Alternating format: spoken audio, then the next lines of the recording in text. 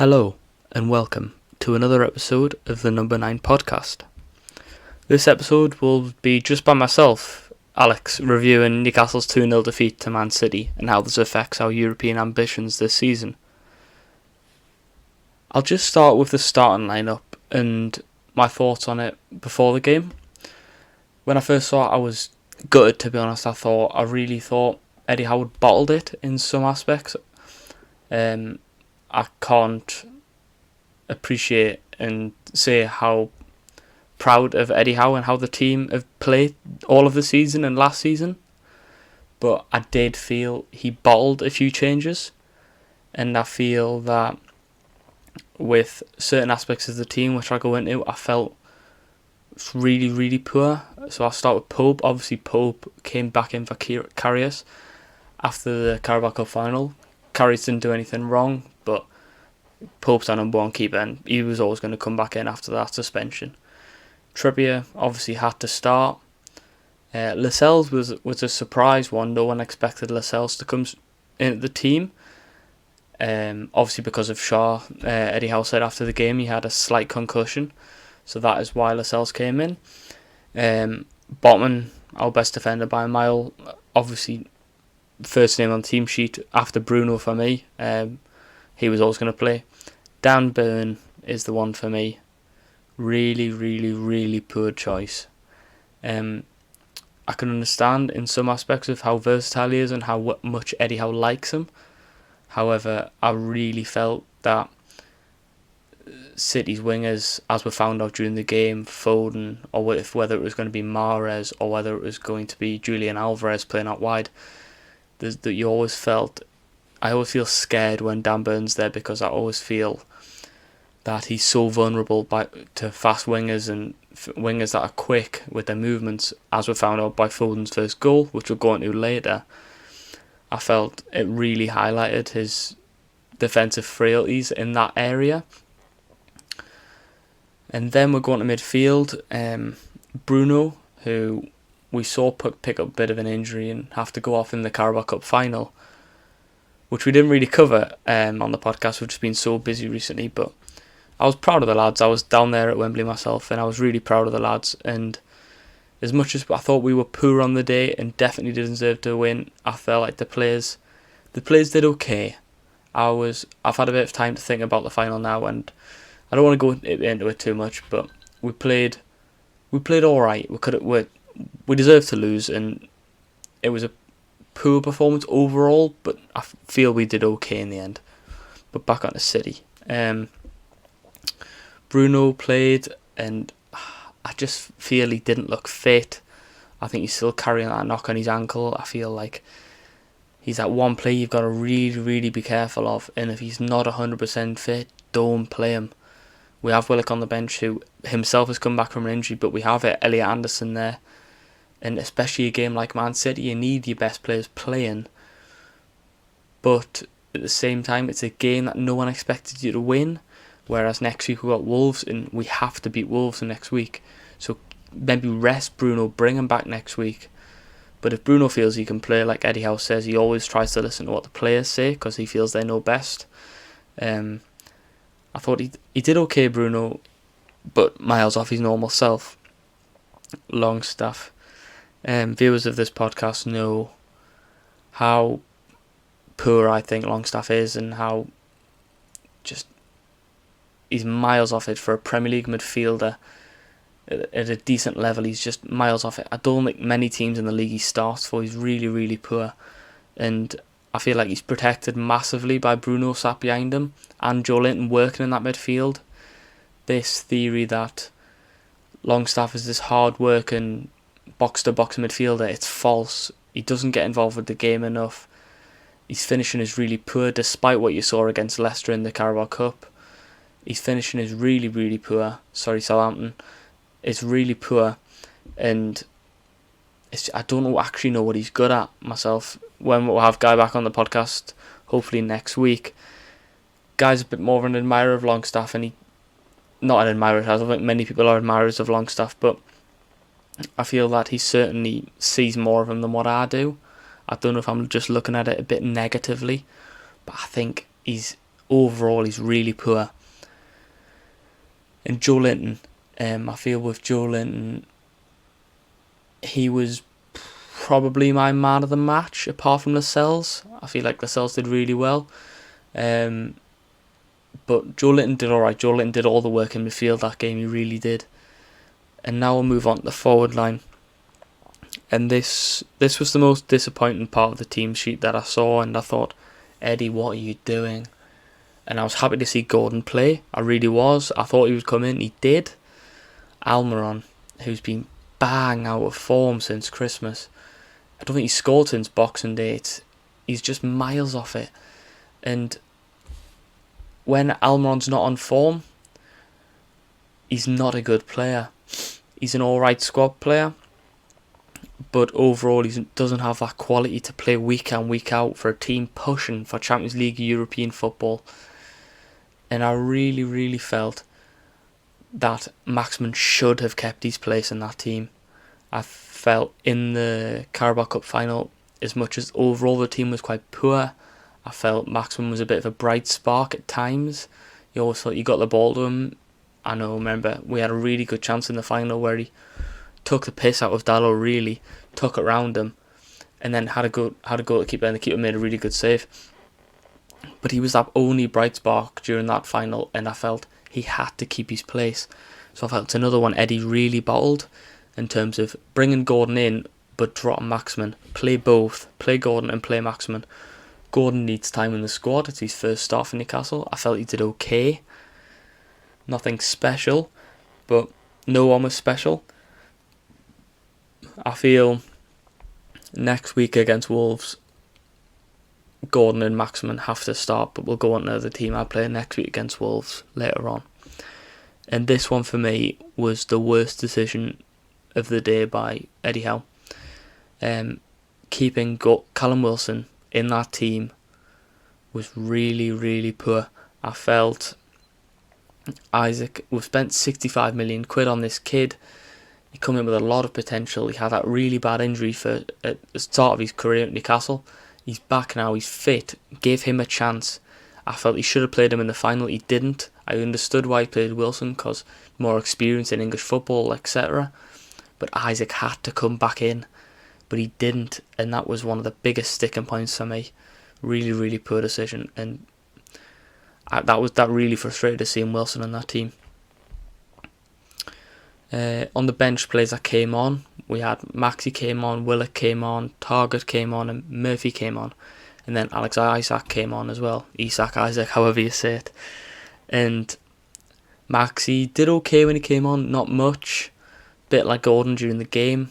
Willock was alright. He has that burst of pace in midfield, which we sometimes lack from a Longstaff. Target came on at left back, and for the last couple of minutes really. But Target, again, is so much better than Byrne as a left back. He offers you so much more going forward. It's incredible. And Jacob Murphy, he came on, and I'd really like to highlight this. I felt that lad did really, really well. As soon as he came on, he was going down that line. He put a brilliant ball in the box. He did more than what Almiron did in 10 minutes.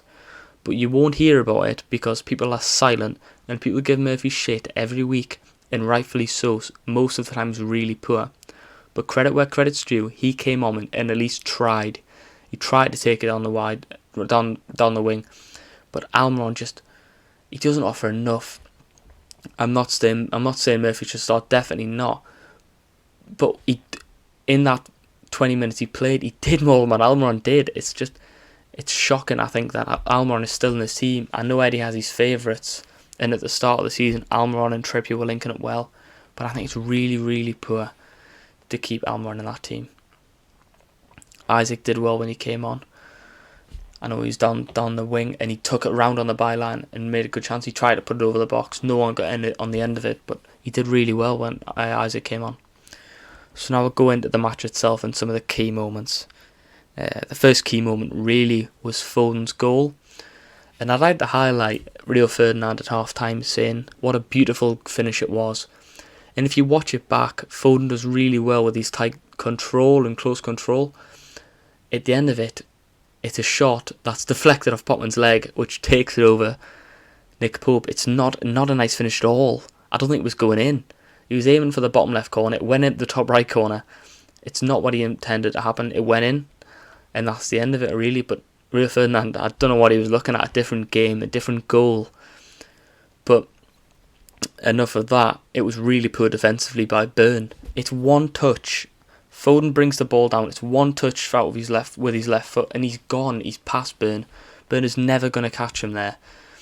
But I do feel after that, either Botman or Bruno, who comes in, should have tried more to just get in the way of that shot. I know Botman got in the way of it somewhat to get it deflected into the goal, but I feel like it should have been more defensively to stop that from happening. I feel like with Foden's goal, I feel like the main culprit and for that is Dan Burn. But again, I feel like, yes, Burn's fault for that goal. And then after that, the biggest chance for Newcastle in that game, as far as I can remember, was Callum Wilson missing an absolute sitter. And he's been bang out of form since the World Cup. And now you're looking back at the World Cup and you're thinking, how did Callum Wilson go to the World Cup over Ivan Toney? I know you can bring up some of this alleged betting stuff and things like that, but I don't know what relevance that has to that exact pick by Gareth Southgate, but I don't know what he was doing. Obviously, Callum Wilson was in form then, but Ivan Toney is miles better than Callum Wilson. And that chance where it comes across, and it's perfect, a perfect chance for a striker 6 yards out on the volley. I think Alex Isak scores that, I really do. And at 1-1, that game is different, completely different. We might not have won it, but at least it gives us a goal and a bit of spirit to go on and get another one. And then for Man City's second goal, it's a complete defensive switch off. It's Botman poor. I really love Botman as a defender, but what I've got to say is it was poor by Botman because he leaves his man. He's worried about the man behind him, so he leaves him to come with Shaw and try and get on to, I believe it's Grealish, who then plays the ball to Bernardo Silva. But because Botman has gone forward to engage with the attacker, it's left Bernardo Silva free, who sticks his left leg at it and it goes past Pope, and that's 2-0. And a 2-0, and at that time it really is game over. But it was unfortunate. And I feel like it's two defensive frailties there and two defensive switch-offs from Newcastle, and that's cost us the game, it really has. But I feel like overall, it wasn't a bad performance. Like, I've seen Newcastle play much worse this season, and especially against a team like Man City, I feel like it was poor. It didn't inspire. You didn't go, oh, we'll be back next week. We could have scored. I agree, but we didn't do enough. Again, we didn't do enough. We didn't create more chances. We had the chances, as many chances as you're going to get against Man City, but there's still a lack of inspiration in attack and movement for me personally. As of the date recording, on the 7th of March, we're sat in 6th, 4 points behind Spurs with 2 games in hand. Liverpool have just on Sunday night climbed into 5th above us after what an incredible win at Anfield that was over Man United. 7-0. I don't remember the last time I've seen that kind of demolition from two top teams. I know we've seen Man City beat Southampton 9-0 a couple of seasons ago, but two top teams going at each other like that, it's rare. And I predicted a draw, and I really thought that would be the case. And if it was going to go either way, it was going to be by 1 or maximum 2 goals, not 7. Incredible. But rather than looking up now, for me, after that performance and our performance the last few weeks, it's 3-2 losses on the bounce. I think looking down is what's worrying me more. Being only 3 points above Brighton, who are in 8th and outside of any European place. Brighton have a game in hand on us, and as much as our goal difference is better, if Brighton win that game in hand, they go level with us on games played and points. And then, as much as we have that 2 games in hand, it's so tight from 4th to 8th. It's at most 5-6 points. We have that 2 games in hand cushion over Spurs. If we win them 2 games, we go into 4th, but the 2 games are West Ham away and Brighton at home. Brighton at home is a really tough one because Brighton are another team that are definitely pushing for European qualification this year. West Ham away, West Ham have been really poor recently, And I feel like by the time we play West Ham away, they might have a different manager, which could be for better, could be for worse, we'll see. But them 2 games in hand are massive, and our next few games coming up are really, really important. We have Wolves at home next Sunday, and then a week after that we play Forest away, and they're 2 massive games, and we really need 6 points from them 2 games, we really do. And at least we need 4 points. We cannot afford to lose either of them or draw both of them, because at that point it really paints us completely out of the top 4 picture, which personally I don't think we're in right now. I think our form the last few weeks has cost us that overall. I feel like with the last few games I've lost my motivation for Newcastle to finish in the top 4. If you'd asked me at Christmas, I would have felt a lot better about it, but that draw against Bournemouth, the loss to Liverpool, which was really poor, as much as we probably were the better team in that with 10 men, it was really poor defensively at the start to go 2 goals down. The loss against Man United, I know not in the league, but then the loss against City, things really, really need to turn around, and turn around quickly before the season drifts out. However, I do believe we'll turn it around in some form. However, I don't think we've got the quality and depth, or really in our starting lineup, to go toe-to-toe with Liverpool or Spurs until May. And because of that, right now, if I had to put money on it, I reckon we'll finish 6th in the league and get Europa League, which is massive. That would be an incredible season. If you'd offered me in August, oh Alex, you're going to go to a cup final and you're going to see your team finish 6th in the league and watch European football next year, I would have been over the moon. So I really hope we can achieve this, and I do think we can, because as much as we don't have the quality and depth as Spurs or Liverpool, I really think we can do it in terms of being overall better as a team than Brentford definitely, and Fulham. I think Brighton are the only ones that could do us. I think De Zerbi's got them playing some beautiful football, and I think they will have a downside coming. I think everyone has a drop in form eventually, like we've seen the last few weeks. I think that will come to Brighton. However, I think what's really important is that we'll keep our heads, and I do think definitely we can finish in Europa League this year. And at the very minimum, I think we can get to Conference League. And moving on, the last part of the podcast today would be my team for next week. Against Wolves, it's a 6-pointer, it really is. Wolves have been good in the last few weeks. I know they lost to Bournemouth a couple of weeks ago, but they've got Lopetegui in. He's got them playing nice, defensively structured football. They're not conceding many goals, and that's not a great time when we're not scoring many. However, I really think we can win that game, and we have no choice. We have to win on Sunday. We have to beat Wolves. So for me, Maxi has to come in over Almiron. I think you've got to play Maximin, and you've got to play Gordon on the wing. I think that offers you pace, it offers you skill. Out of all the wingers we have, that offers you the most end product. I think Target's got to come in at left back. Dan Burn, terrible going forward. He's looked weak defensively the last few weeks. I think Target, you might have some defensive frailties with Target. However, going forward, he's 10 times the player of Dan Burn, and in terms of crosses and build-up play down the left with Maximin and overlapping runs, I think Target offers you much more.